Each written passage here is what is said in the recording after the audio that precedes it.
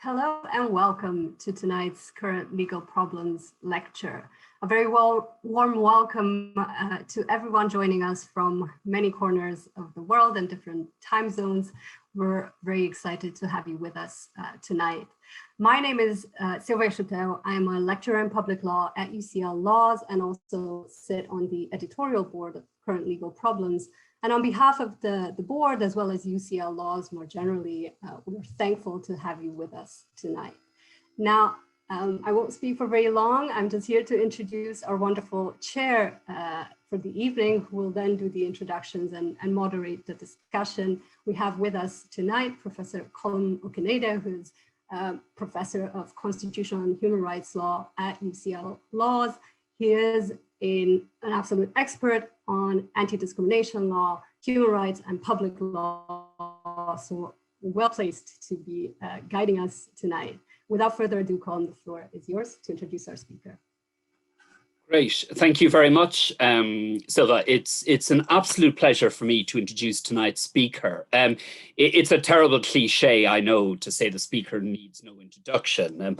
As I see the participant list fill up, and as I get anxious emails all day. I was receiving anxious emails from friends and colleagues all over Europe all day, asking me to find a way into Ruth's lecture online because it had been, we had closed the attendance list. So I hope those of you who were emailing me with great anxiety managed to find your way in. And all of that is a testimony to the star quality of our fabulous lecturer this evening.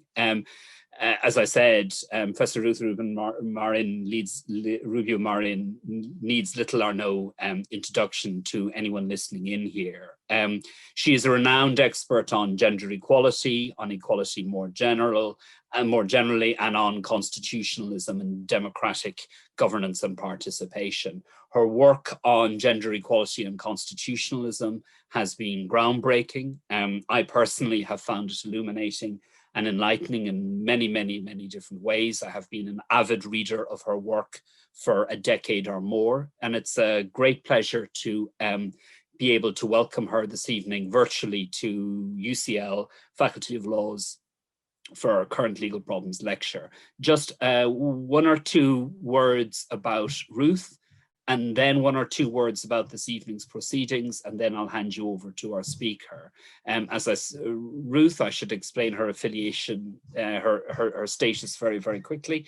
Ruth is a professor of Constitutional Law at the Universidad de Sevilla, and simultaneously, she tells me she has 3 or 4 affiliations at the moment, and I've been asked to pick the top ones. Is also UNESCO Chair in Constitutional Human Rights Law at the Universidad de Andalusia. She will be well known to many of you as having been Professor of Constitutional Comparative Public Law at the EUI in Firenze. And before that, she was at the Global Faculty of Law at NYU School of Law. So Ruth has traveled the world studying and educating us all. And as I said, it's a great pleasure to welcome her this evening to London virtually, so to speak. One quick word about mechanics. If you have questions for Ruth as she presents her lecture, please use the Q&A function at the bottom of your Zoom screens. So we're not using chat. For those of you who are now totally acclimatized to Zoom, this may require a shift in your standard operating practice.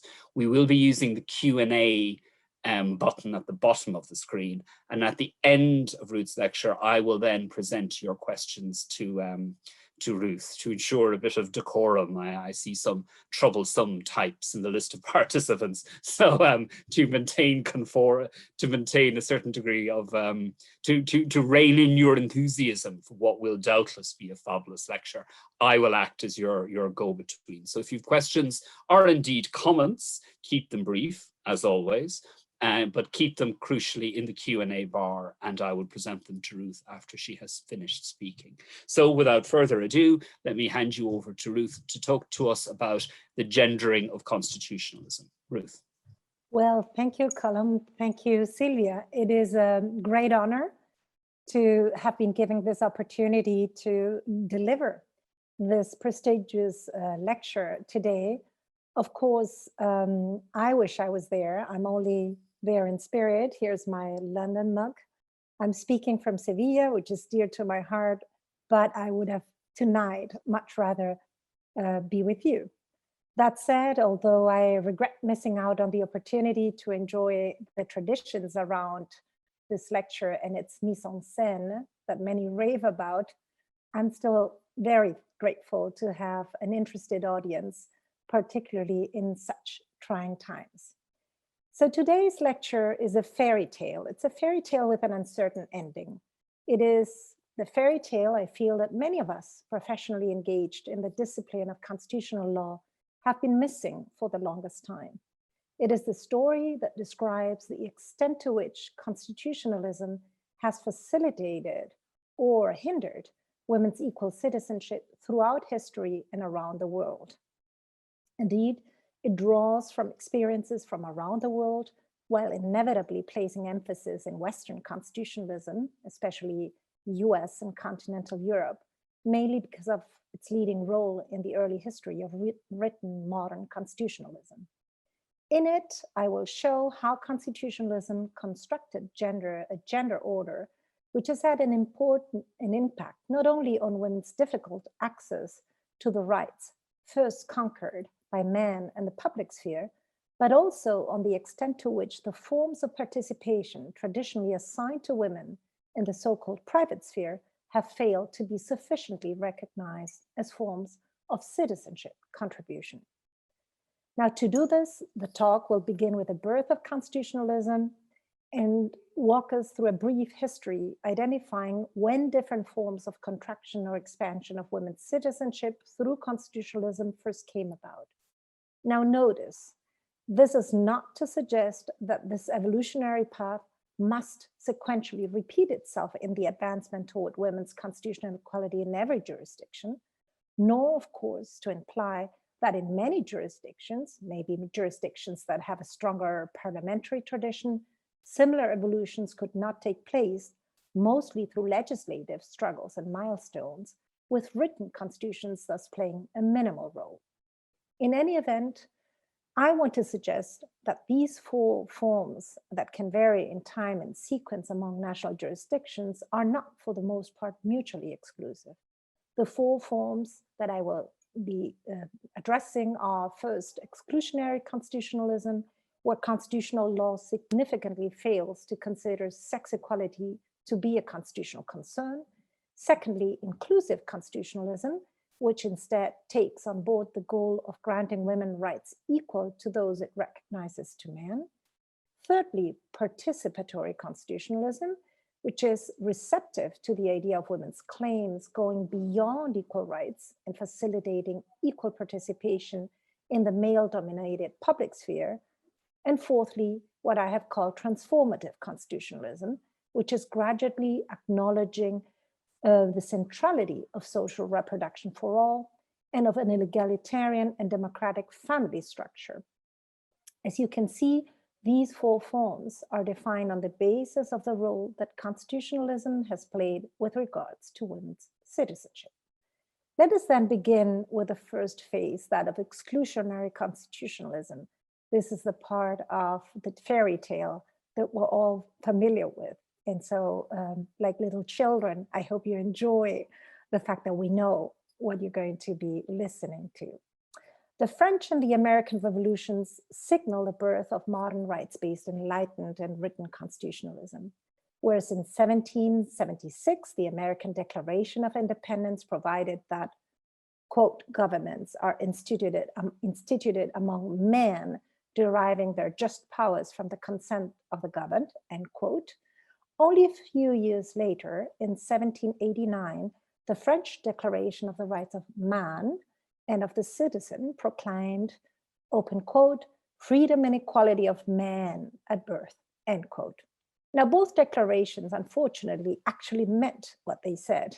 Women of all ethnicities and races, more than half the population, were excluded from the body whose consent was required for the legitimation of government, just as were all but a small subset of men essentially white, propertied, and free. Now, how could women's exclusion be reconciled with the egalitarian promise that was foundational to modern constitutionalism? The answer lies in marital family. Marriage as contract was the institution that, in modern times, would embody a woman's consent to her place in both society and the political community, and love was to facilitate it all. Thus, beginning with the early years of the Industrial Revolution and the decentering of production away from the household, the era of patriarchal political marriage gradually gave way to a love-based marriage, the ideal of lifelong monogamy and intimacy, culminating with a male breadwinner, full-time housewife marriage model. A family exceptionalism, so to speak, was thus built into the constitutional project since its very inception, carving out what in federal terms could be visualized as a space of male supremacy and governance in the home, where the law of nature, if not divine law, still dictated the norms, with the artifact of contract and consent legitimizing the expropriation of women's household labor and enforcing childbearing in ways that would eventually sustain the new market economy. Of course, this is not what many women at the time had wanted the revolutionary struggle to be. The revolutions in the United States and France had inspired calls to vindicate women's rights and reorganize marriage itself. In England, in 1792, Mary Wollstonecraft's vindication of the rights of women would inspire the constitutional campaigns of women for decades to come. A year earlier, in 1971, in France, Olympe de Gouges wrote her Declaration of the Rights of Women and the Female Citizen, including a little-known reference to reproductive justice and a postscript, open quote, form for a social contract between man and woman, end quote, a veritable manifesto of equality in marriage. It would then fall on the daughters and granddaughters of the revolution to seize gender-silent constitutions to advance their rights throughout the 19th century. Indeed, in the 19th century United States, many women were active abolitionists who analogized their experience of domestic servitude to the enforced servitude of slavery, drawing attention to the dual exploitation of slave women who were sexually used by their masters and exploited for their labor. And in 1873, the Women's Christian Temperance Union was established, seeking prohibition and politicizing the family abandonment, domestic violence, and sexual abuse that women experienced and attributed to the consumption of alcohol. Both movements, as we all know, had constitutional expressions. It is, however, the struggle for women's suffrage that has come to be known as the epitome of women's mobilization at the time, as you can see in the slide. In the United States, a campaign began for what was hoped would be the 16th Amendment, recognizing women's right to vote. A proposal that was first introduced in Congress in 1878, but would only culminated 40 years later with the ratification of the 19th Amendment in 1920. Now notice that the achievement came 2 decades after the enfranchisement of women in Australia and several years after the same rights were granted in Finland, Norway, and Canada. These were all countries without a constitutionally entrenched Bill of Rights, something that should suggest that where rights-based constitutionalism existed, it was generally an obstacle to the affirmation of women's equality, given that this constitutionalism was assumed to be superimposed on an implicitly established male-dominated family order. In fact, whether fought for through constitutional means or otherwise, normative motherhood and the separate spheres ideology played a prominent role in the struggle for suffrage in various and sometimes contradictory ways. Conservative forces claimed that female suffrage was politically contentious because it could distract women from their household chores, undermine family harmony, and generate social instability. Instead, women were to be represented by men as the heads of the family household. In Sweden, for instance, a parliamentary commission was formed and put in charge of investigating the potential consequences of female suffrage for birth rates and marriage. And in the UK, Liberal Prime Minister William Gladstone, in his stubborn resistance to female suffrage, argued that women could be potentially corrupted by politics and thereby abandon the family.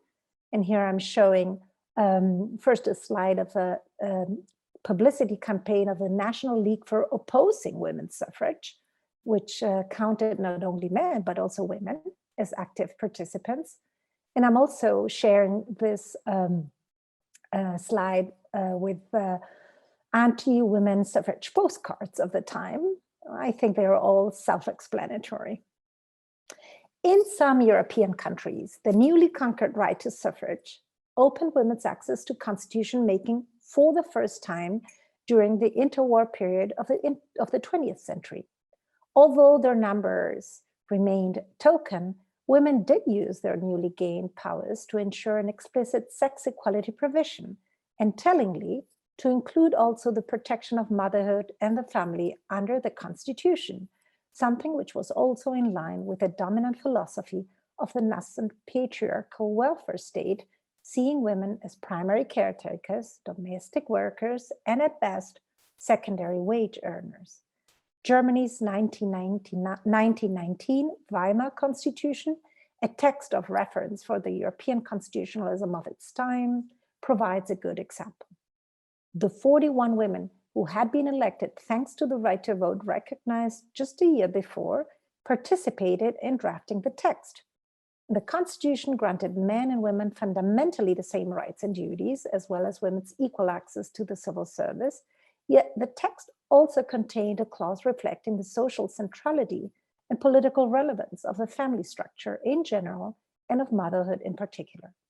Thus, under a chapter devoted to life in community, Article 119 entrusted both the state and the community with the protection of the welfare of families and mothers.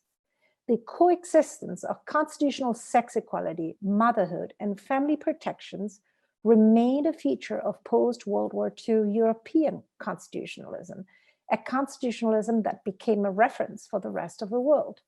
After all, remember that the post-war years coincided not only with the blooming of human rights instruments, but also with the heyday of the breadwinner family model in the West and in the context of a strong pro-natalist movement. The German Constitution, the 1949 Grundgesetz, provides an example as it acknowledges the equality of rights between men and women, yet including also a provision referring to the protection of the family and mothers. This dual track would allow the German federal court to justify sex-based distinctions in the family domain in its early case law, distinctions that reflected the logic of the separate spheres. Now let us turn to the second wave feminism and the inclusive constitutionalism that it contributed to generate.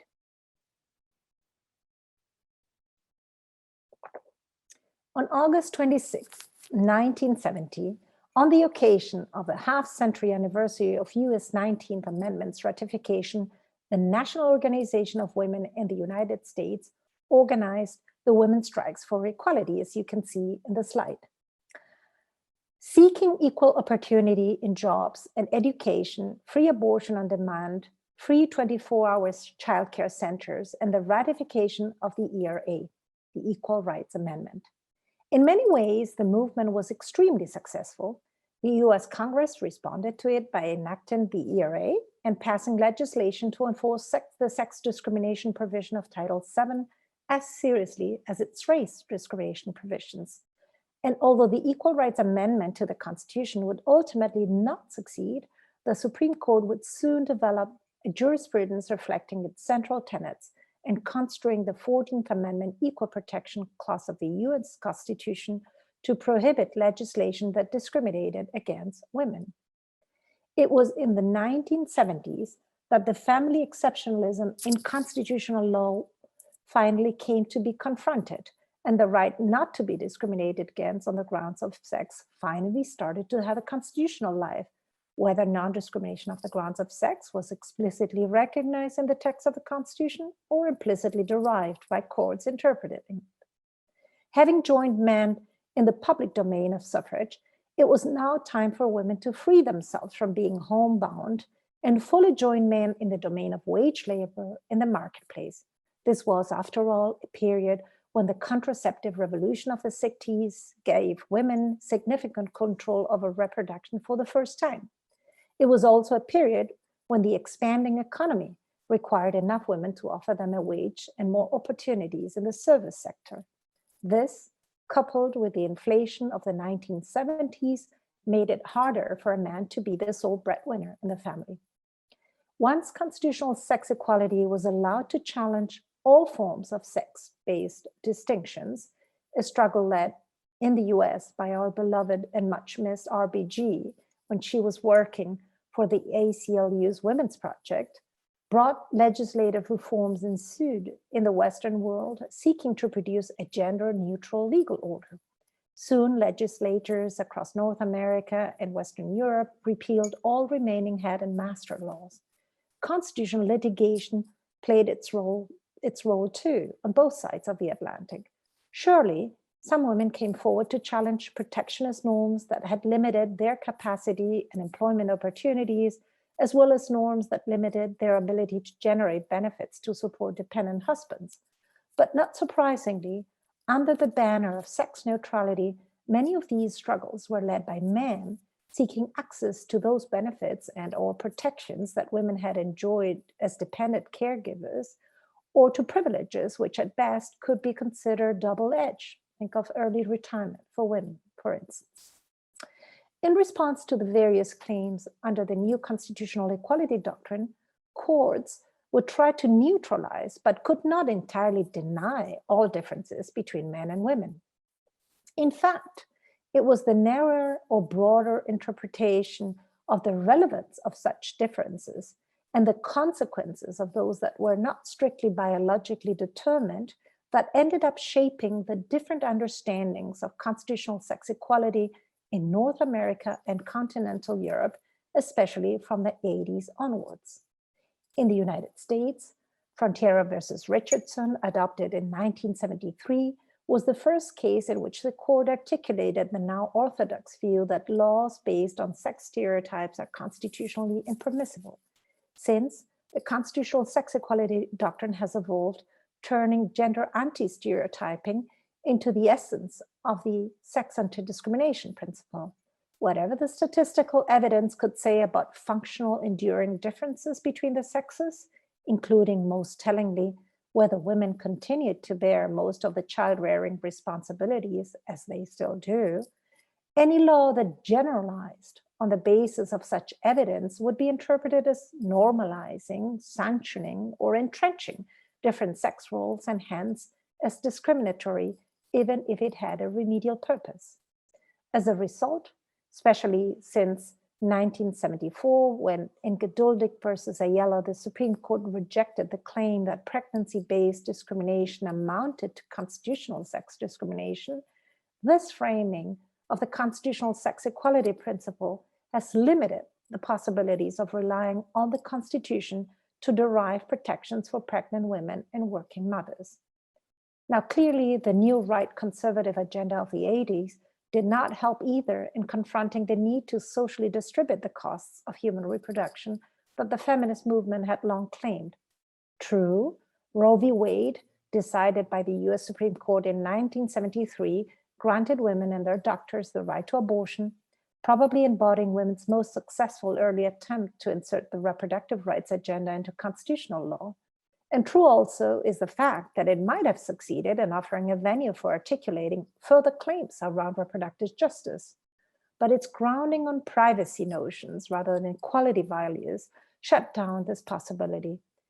In 1980, the Supreme Court decided Harris versus McRae, a case validating the restriction of federal funds for abortion, de facto turning abortion into a privilege of the better off, and leaving the poor and African-American women's reproductive autonomy without constitutional shelter.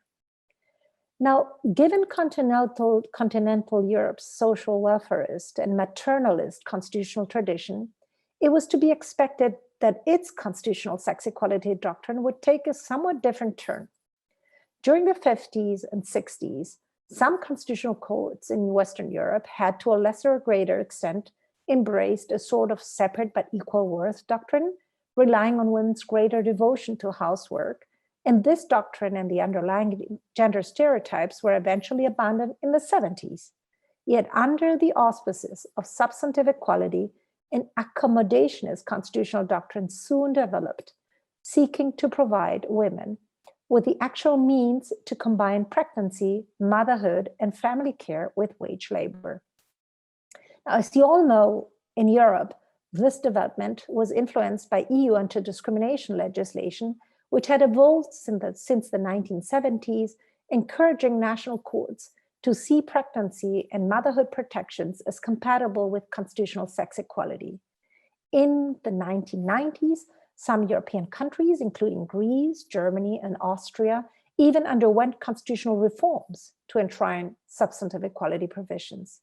And although protection for pregnant women and working mothers in Europe has come mostly through legislation, where they exist, motherhood and family protection constitutional clauses, which are typically framed as directive principles and not as enforceable rights, have been read in the light of the substantive equality provisions or doctrines to support court interventions whenever the existing protections were deemed to be insufficient to accommodate women's specific needs in the labor market.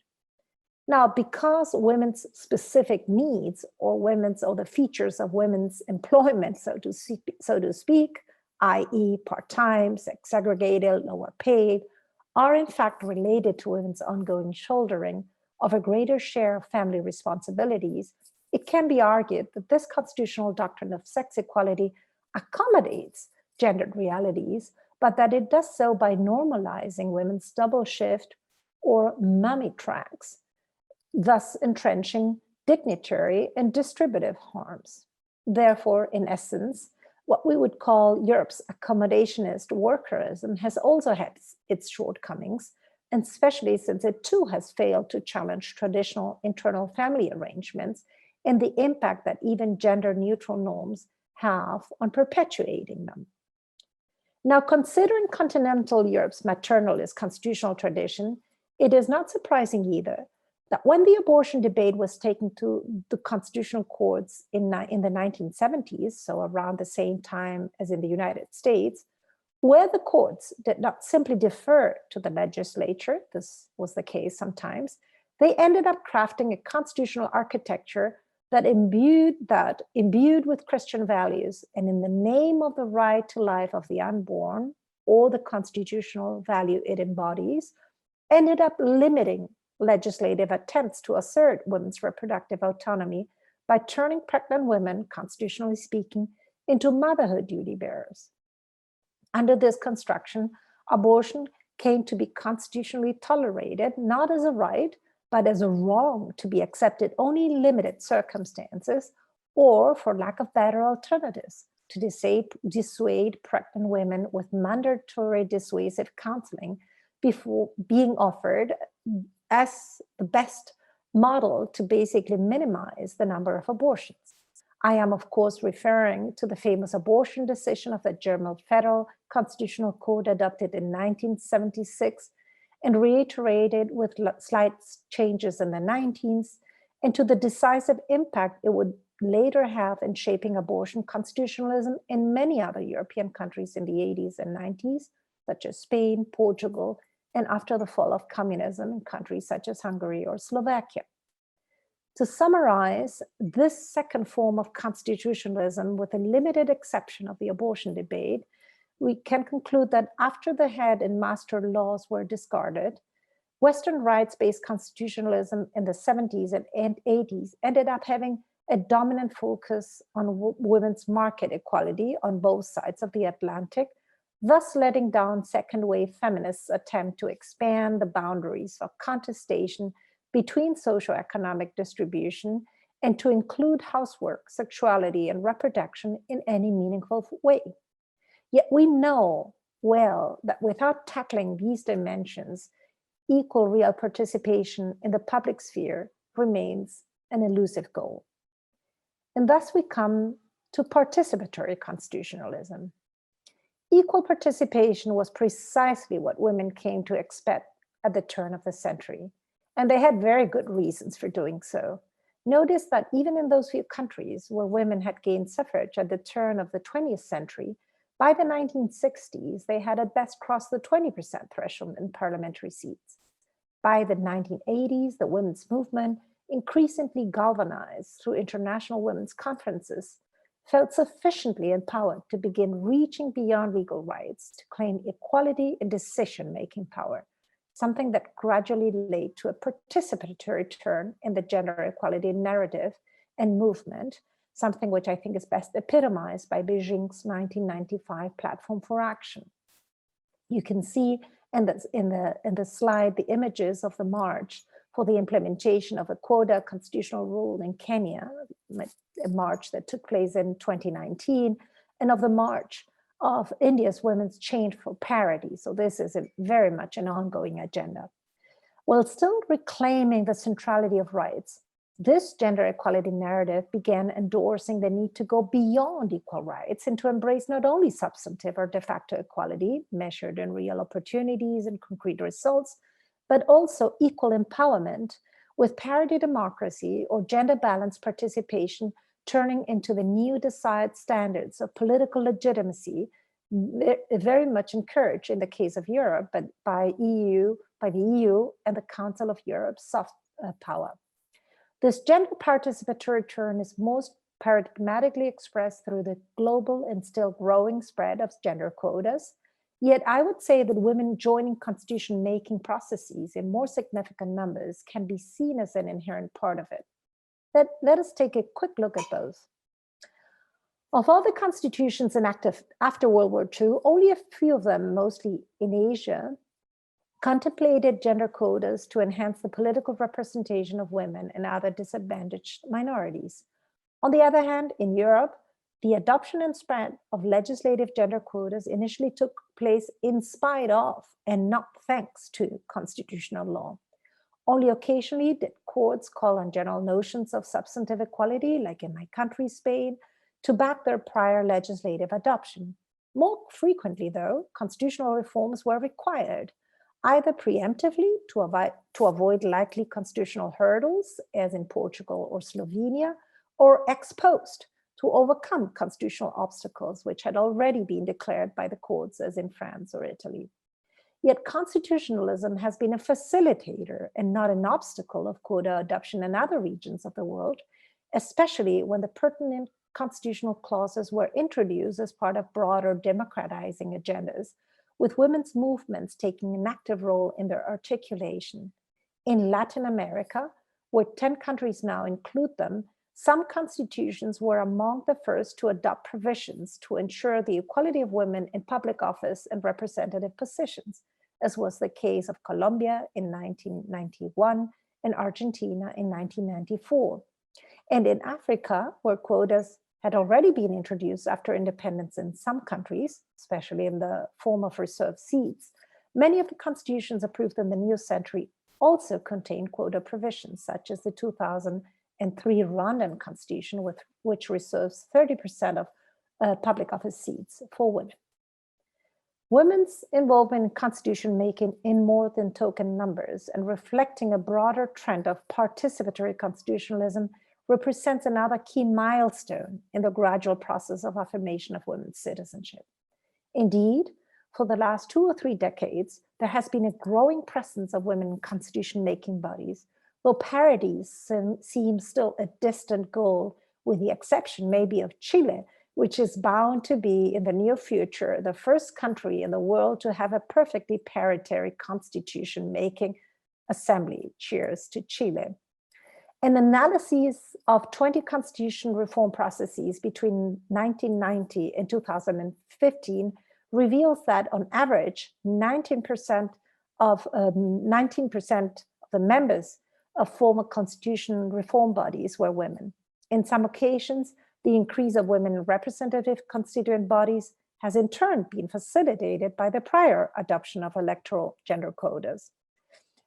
Women joining constitution making started to occur also through the court system. Indeed, Since the turn of the century, gender balanced participation, that is to say, not more than a 40-60% imbalance, is becoming a reality in a growing number of constitutional courts, such as the current German and Canadian constitutional courts. And we tend to see a low but increasing number of countries with women in the role of Chief Justice for the first time in their court's history. This was the case of Justice McLaren in Canada, of Baroness Hale in the UK, and currently of Justice Gloria Estela Ortiz Delgado in Colombia.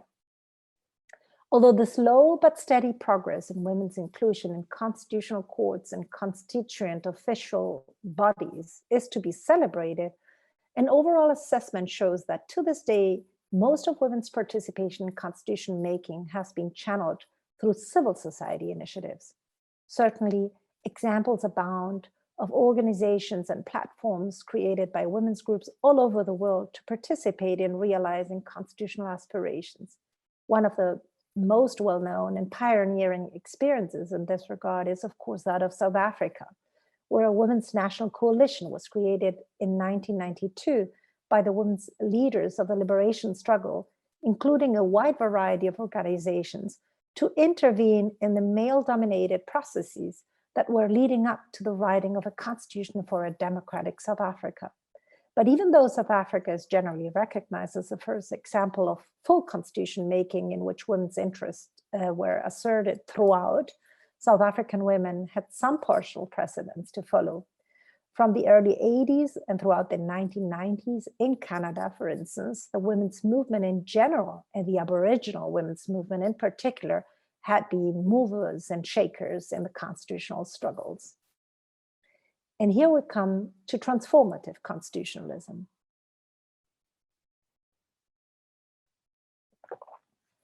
In the 21st century, we see constitutionalism increasingly confronted with an agenda that aims to fundamentally transform the gender roles in the family and to render social reproduction a matter of public concern.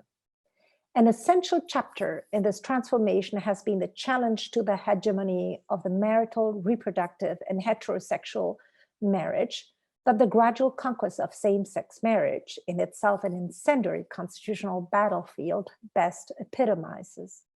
Further elements include the constitutional reaffirmation of women's reproductive autonomy, especially through the generalization of balancing approaches in abortion constitutionalism, as well as the constitutional problematization of violence against women, including family and interpersonal violence, and the distribution of care duties within the family.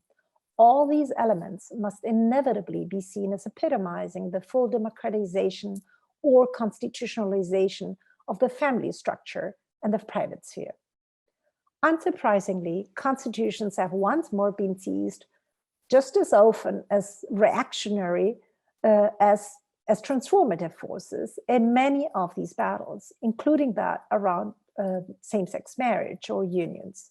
After all, whether explicitly recognized, as some constitutions do, or implicitly assumed, heterosexual marital families were thought to be the foundational pillar of societies in modern constitutionalism. The positions of Supreme and constitutional courts around the world when first confronting this question varied, and many simply deferred to the legislature.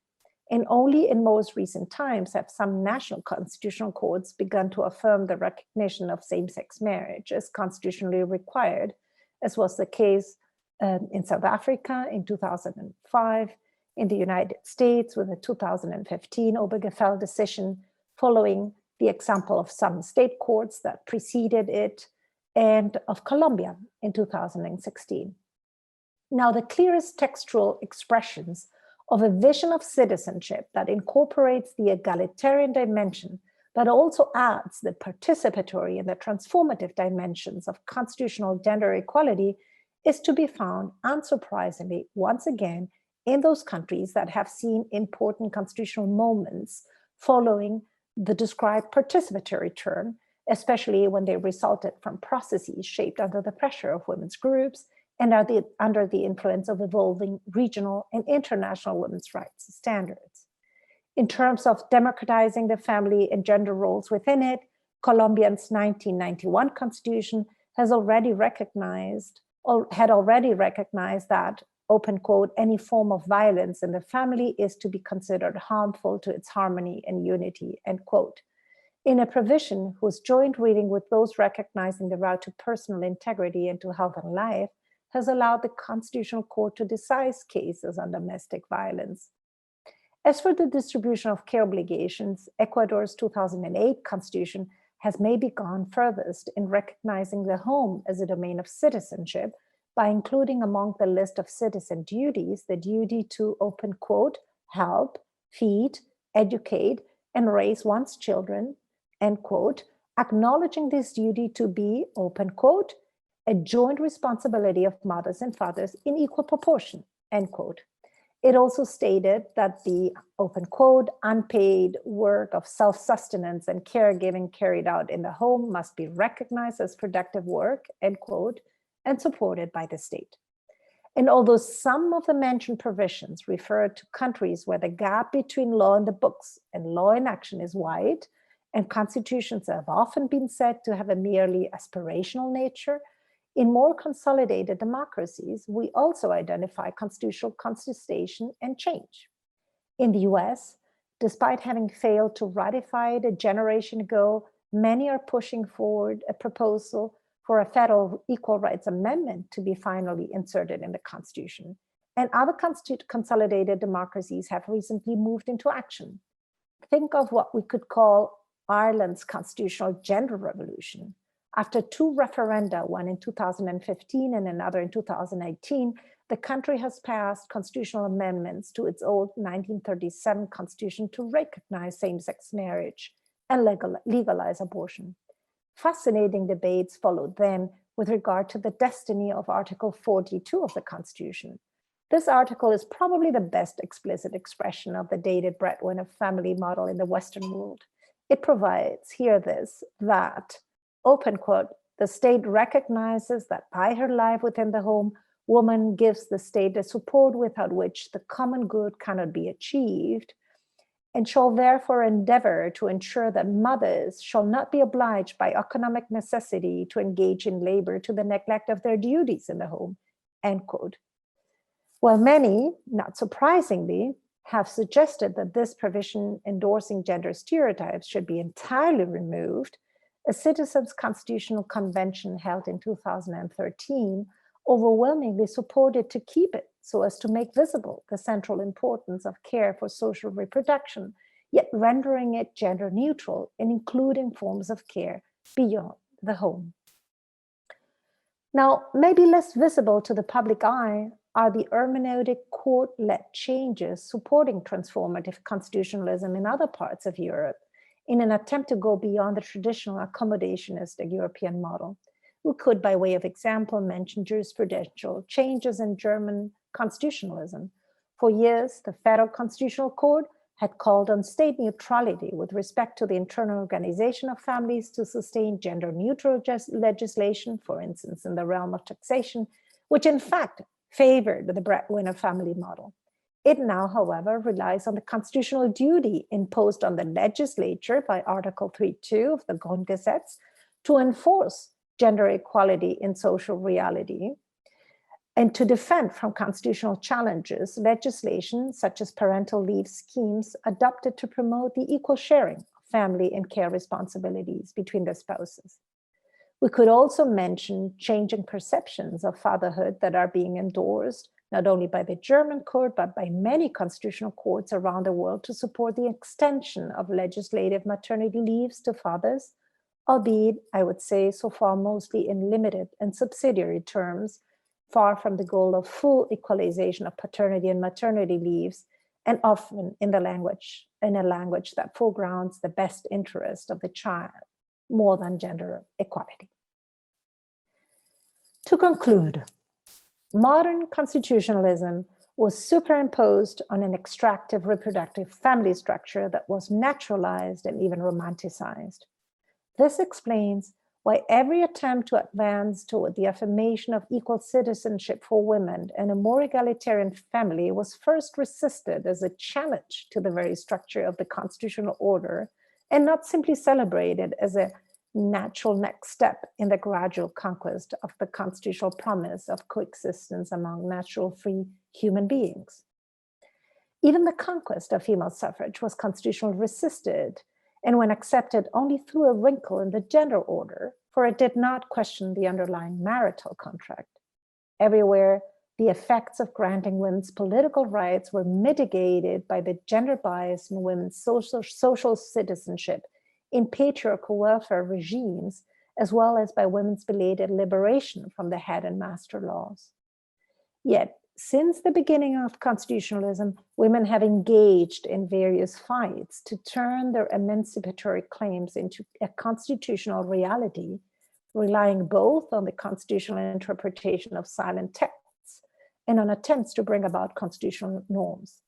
Throughout their various struggles, women have had to face the challenge of speaking with one voice, certainly, but in crafting their constitutional demands, women have not respected the boundaries between the public as a domain of justice and the private as a domain of love, following the dictates of nature. Instead, they have identified abuse and exploitation whenever and wherever they encountered it in their own lives, including and often starting with the domestic sphere. Originally built on the political exclusion of women, constitutionalism has only begun enabling and even facilitating women's citizenship in the last quarter of its existence by turning gradually receptive to women's claims for equal rights first and to equal participation later. Only in the current century, and thanks in part to women and gender dissidents joining the exercise of constitution making in larger numbers, has it been possible to make significant progress in advancing the constitutional vision of a democratic and egalitarian family structure, both through the rejection of the heteronormative procreative family as the foundational cell of society, and through the increasing, though still largely insufficient, valorization of care and domestic work as a domain of citizenship. In the end, the constitutional challenge to gender roles and expectations has brought to the fore the social construction of gender itself and is now opening constitutionalism to the demands of justice of intersex and transgender citizens. As in the past, though, resistance to the disestablishment of the gender order, the foundational gender order, was to be expected. In recent years, we have indeed witnessed some backlash, as well as a true wave of constitutional amendment initiatives, some preemptive, others reactive, some successful, others not so much, in an attempt to further entrench the traditional gender order. The next slide shows the image of a huge protest in Paris 2016 against same-sex marriage. And the next slide shows women in Warsaw protesting again in October, just last October 2020. They were protesting against the ruling by the Constitutional Court of the country banning abortions in the case of severe health impairments of the fetus. Over the last 15 years, no less than 8 countries in Eastern Europe have amended their constitutions to shield heterosexual marriage. In the US, many European countries, and parts of Latin America, we also observe a growing number of public and private actors invoking conscience as a ground for objecting to the laws or judicial decisions that confer on citizens constitutionally or legally won reproductive and LGBT rights on the basis of religious freedom, claims that have sometimes, but not always, led to successful constitutional litigation. And in spite of the new US administration's support for abortion rights, we cannot help but wonder about the destiny of Roe v. Wade under a Trump-packed US Supreme Court. Yet women around the world have been fighting back and continue to do so. In every corner of the world, women seem ready to challenge every remaining bastion of male supremacy.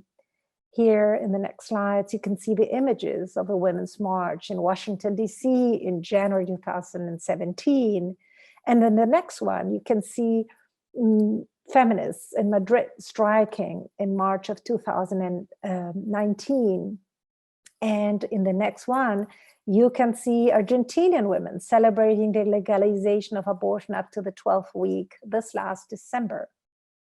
In doing so, I claim, women are trying to both prevent the loss of historically gained territory, but also to finish the job that their female ancestors began, namely that of conquering citizenship as defined in men's terms, but also of redefining it in their own terms.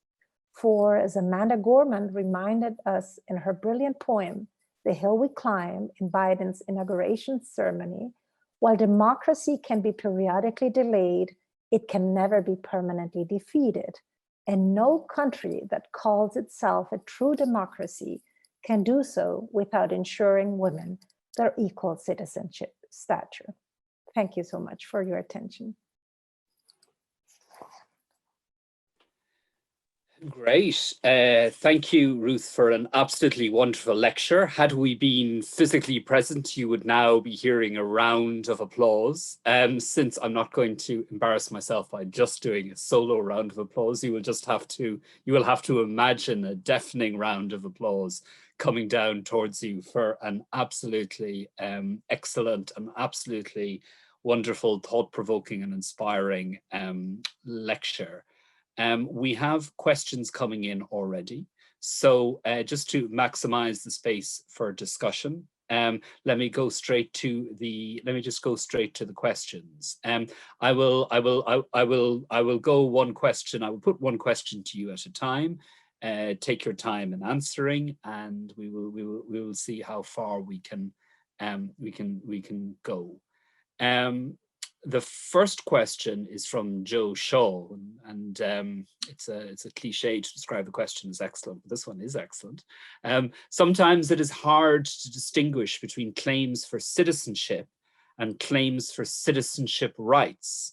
The struggle for women's suffrage and the types of arguments used to reject it provides a good example. Do you think it's important to distinguish between these two types of claim, or is it just fine to elide the two? Thank you for the lecture, says Joe. So the question is it useful to distinguish between the claims to women's rights and to women's citizenship? Is that the question? That's my understanding. Okay, all right. Joe's excellent book is it's distinguishing between citizenship claims and as a claim to be a citizen and a claim to enjoy the fruits of being a citizen. And claims for citizenship and claims for citizenship rights, both claim to be a citizen and the claim to enjoy the fruits of citizenship. That would be my understanding. Okay. If you wish to clarify that. I'm going to give my account of this, and hello, Joe, and she knows that I've occupied myself with issues around citizenship and as well, more broadly speaking. I think that, I mean, the way I see it is that when you start from the premise of rights, I mean, I do understand that part of citizenship, the citizenship definition is the ability to enjoy equal rights. This said, you know, the limitation of starting from the rights as opposed to from the citizenship concept, for me at least, is that, well, first of all, it doesn't answer the question of access to citizenship, which is the question that we've been confronting and occupying ourselves with in other contexts, like in the immigration context. But it also doesn't allow us to think with a clean or from a clean slate what would have been the set of rights we would have defined had we had an inclusive citizenship to start with. So it becomes a bit circular.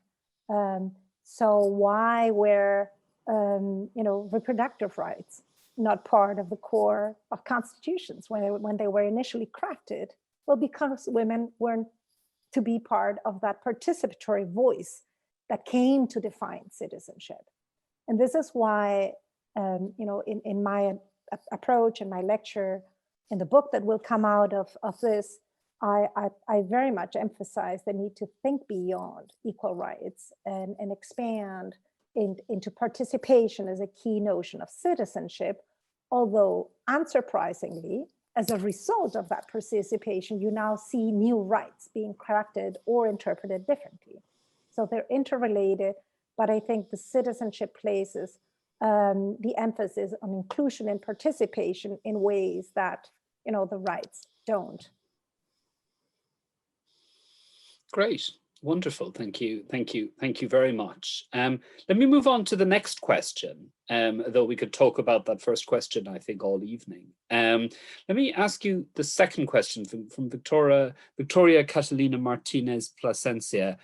Thinking about the Chilean example of parity in the constituent body, which are the key aspects to turn participatory constitutionalism into transformative constitutionalism? Another good question. Well, you know, there are many, but what I think, you know, in my definition of it, what I think is key is not to limit ourselves to, you know, to parity in the public sphere. That parity in the public sphere that is embodied by this, you know, paritary constitution-making assembly, that can be embodied by, you know, provisions inserted in the Constitution to make sure that women's equal representations remains throughout. And there are some interesting examples from some of the most constitutions in the area in Latin America, including Bolivia and Ecuador, that you're probably familiar with. I can't see you, but you're there. That don't limit themselves to the legislative domain, but, you know, cut across the board and look for equal representation and women's inclusion in the executive and also in the judiciary. So that is, so to say, public parity. And I think that needs to be accompanied by private parity, so to speak, which is where I put the transformative element. Basically, it is not, I would say we've focused a lot on understanding and conceptions of equality, formal, substantive. This is an invitation to think of domains of equality. So in which domains does equality as a constitutional norm apply? And if we dare to do that, then we see things such as violence against women, then we see things such as, you know, an egalitarian family and, you know, same-sex marriage, then we see things such as the distribution of care become a matter of justice concern and hence of constitutional thought and drafting. So, you know, to have a right to, you know, to have a right to share, you know, a balance, private, family life, work-life balance. You know, that would be a crafting, that would be transformative to have that crafted as a fundamental right, because it is true that the Latin American region already offers, thanks to its recent constitution-making moments and its amazing organization and participation of women's rights movement, as well as the impact of international human rights standards in these processes. They provide very interesting examples. I've cited some in the lectures, there's many more, but they're often crafted by way of directive principles. When it comes to fundamental and enforceable rights, you know, there's much terrain still to be gained from this transformative constitutionalism agenda, I would say. That's an excellent point. I have a third question from Natalia Paz Morales Cerda. What challenges does intersectionality impose on modern constitutionalism?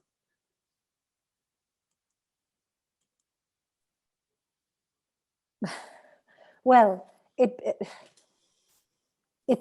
I would say it poses various challenges, and it poses distinctive challenges depending on what axis of oppression you're focusing on. So if you're focusing on the socioeconomic axis of oppression, you know, the huge challenge that it opposes would still be the hierarchy that exists in spite of everything we might say between first, second generation, third generation's rights. Basically, the fact that socioeconomic rights in many constitutional systems continue to be, the little sister or the little brother or whatever. Basically, minor rights, directive principles in many cases. And of course, that has a huge impact on women who unfortunately continue to be, overrepresented among the poorest. So I would say that, there's not a single answer. If you asked, the axis of that thinks of, the exclusion of indigenous communities, then I think the challenges are there, and that some of the challenges are, of course, that, for instance, well, first of all, some of the challenges are that some constitutions still don't recognize, their subjectivity in political terms. Yeah. But there's further challenges. Some do, but then do not recognize the specific vulnerability of women within those communities, and how to strike the right balance between those two is a challenge, and there's evolution as to how that can be done. The evolution that I think is more exciting in constitutional terms is not so much the one that we're more familiarized with, which says women's equality rights trump over minority rights, but actually some provisions that are along the participatory dimension, underscoring the importance of women in participating in defining their culture, in defining the minority norms. So women as norm creators and not just as potential victims of their cultures. So to sum up, I think that constitutionalism needs to be rethought through the various axes of oppression, and each of those will reflect itself in some agenda. Some items of that agenda will clearly intersect with the agenda of disestablishing gender norms that I have laid out. Wonderful. I mean, I think you've answered those three questions in extremely well. Are you okay to answer one or two more? Was I'm going to, of course, abuse my my chair. Go ahead. You won at the very end of it, but I will wait until the very, very end. I will. Okay. Because I have one, but there's the very good questions come in now from Lucia Saburo Perez. In Latin America and other contexts, if we think of indigenous women's equality and participation, we cannot differentiate this from struggles with land and land rights. Will transformative constitutionalism succeed in protecting and enforcing their rights if it remains in the context of capitalist extractive economies? I.e., do we need another shift in what our economic goals are to truly achieve citizenship, equality, and participatory rights for all women in the 21st century? Now, that is a very, very, very big question for you. I think that is a very big question, but I think that to the extent I can answer it, I somehow have answered it, in the sense that I think that, yes, I mean, economic redistribution is the number one item for any kind of justice agenda that we may envision. And it affects differently different sectors of a population, and it takes different shapes and forms. She's very rightly calling on land redistribution, but of course that is one dimension of economic maldistribution. Now, of course, I would assume that she means more than just simply granting women equal title to land, which is denied still in many countries. She probably means more like redistribution, and also redistribution in terms of equality when it comes to holding titles within the partnership, the marriage, or the which is sometimes not the norm in those communities and many others. So I think that socioeconomic redistribution, she's absolutely right to say that and the reason I have not foregrounded it more is because because I am tackling I'm tackling in this lecture, what I want to specifically tackle is the gender order, right? Which is linked to the socioeconomic order, of course. You know, I think that, for instance, to give you a concrete example, since she's asking about transformative constitutionalism, you know, it would be a very small victory if all we achieved is to have norms that render, you know, equality, or that impose equality in taking on family or household responsibilities. You know, the big issue is how much of that responsibility for social reproduction is picked up collectively by the state, you know. And so it cannot just be, okay, we have exploited women in the labor market, now we're going to add men's exploitation in the family. That cannot be, you know, the vision of emancipation. It has to come through the collective assumption of, you know, of socioeconomic redistribution, of, you know, environmental sustainability, and of care as a scarce resource. That has to be part of the collective agenda of transformation. Except for, I don't think we can expect constitutions specifically to be in charge of doing that vast agenda. They can, you know, they could be shaped and framed in ways that be conducive, but ultimately these are political struggles, and will have to be fought politically. But I agree with you that you know, many of these other changes can remain cosmetic if we don't tackle you know, these three axes of maldistribution around, and maldistribution and exploitation of scarce resources. Wonderful. That was a very big answer to a very big question, and I thought a really excellent answer.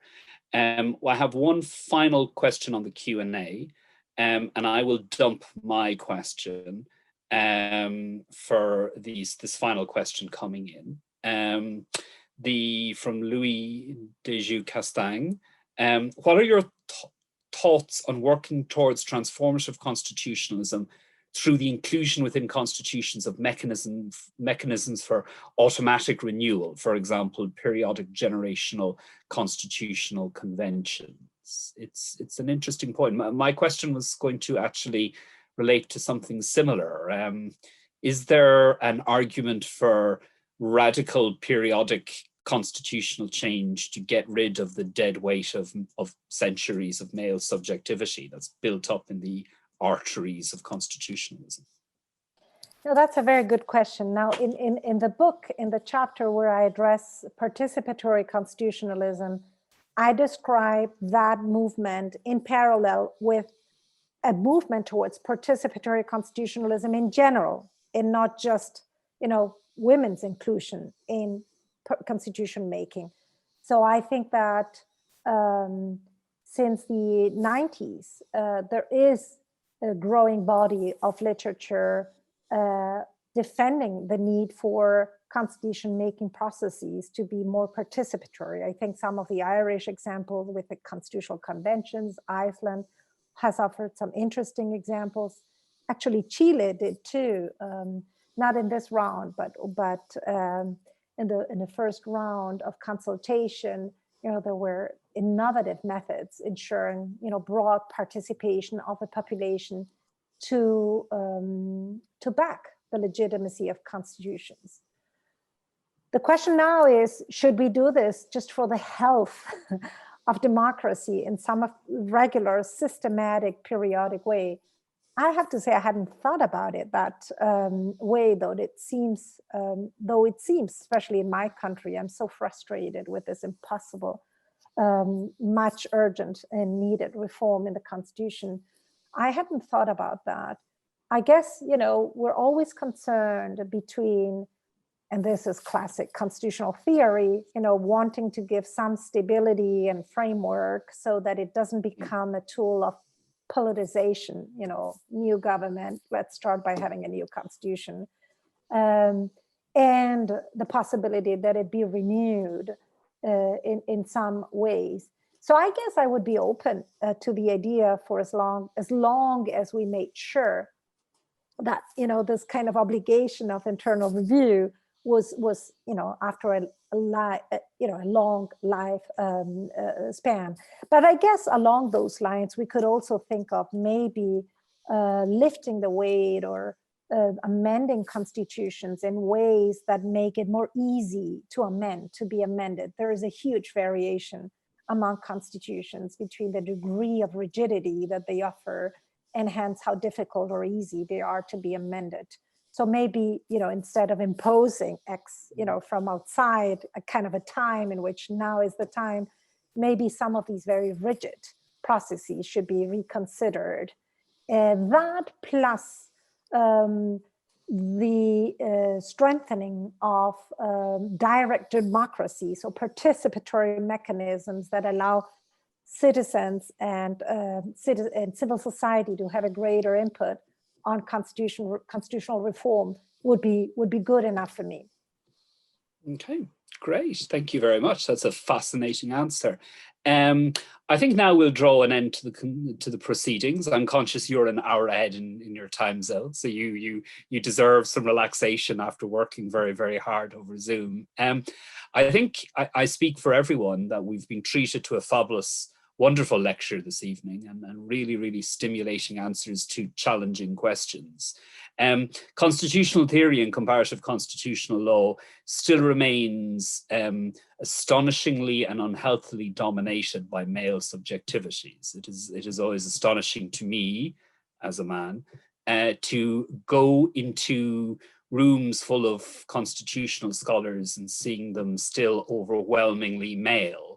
I find it interesting because wearing my other disciplinary hat as sort of working in areas of equality law, labor law, and human rights law, into other rooms which are very, very, very different. I'm often a minority in the other rooms, which is great. But I can guarantee in any room full of constitutional theorists that I will look like 90% of the people in the room, usually.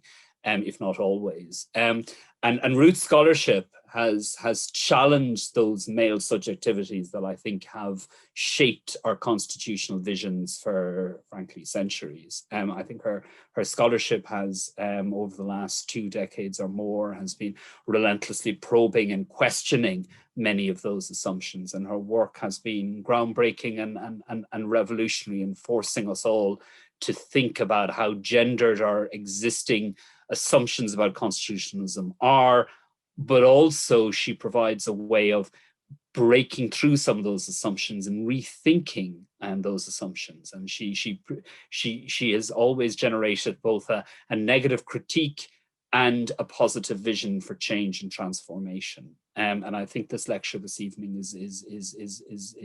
demonstrates those two sides of her critical project to brilliant effect. So I would like to thank you, Ruth, for a wonderful lecture and for virtually visiting us in London. You will have to again imagine the final round of applause you would be getting in other circumstances. You will also have to imagine the glass of wine and the dinner you may have received from us. You would have received from us in different circumstances, but we hope to have you in London in the not too distant future so we can deliver that physically. So thanks, Colm. It's a lot of imagination that you're asking me to have, but yes. I will remember depending invitation and accept it gladly. Do excellent. I have to warn you, or the wine in particular may be better in the imagination than. But anyway, we'll wait to see whether that bears out. Great. Well, thank you very much, and thank you all for your patience. This was a long lecture. Thank you. Yes, you can relax now. Well, thank you all, and we'll say good night. This recording will be available. I understand you'll receive further information on that. Okay. Thank you very much to all of you for participating and attending, and thank you to Ruth for doing delivering such an extraordinary lecture. Good night.